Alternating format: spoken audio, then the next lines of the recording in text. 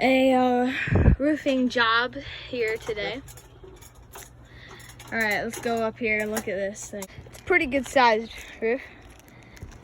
Hey, you can see it needs done.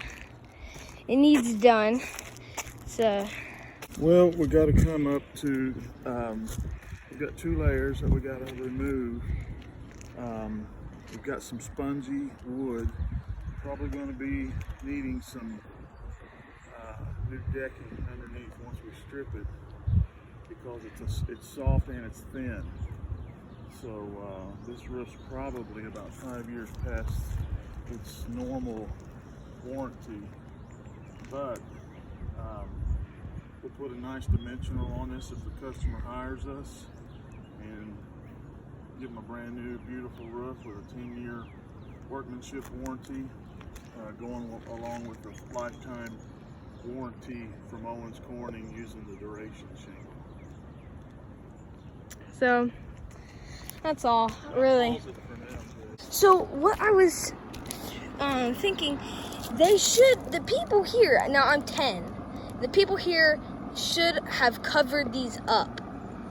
Now, the reason is because they will rust off. We're 52.5 feet across, 18.5 feet down each side, and then the porch roof itself is extended an extra 8 feet past, and got quite a bit of soft wood, so probably going to have at least 10 to up to 20 sheets, maybe 15 sheets of 4x8 OSB that we'll need to replace it, as well as reflashing this chimney. Well, we've assessed that this roof has about 2,400 square feet of area based on the pitch, the layers that are here. You're looking at right at $7,000 to do this roof. That's using a lifetime warranted shingle from Owens Corning, which includes the Duration series with the best sealing shingle on the marketplace. If you include maybe replacing some of the wood, you're going to be up around maybe another $500 to $800.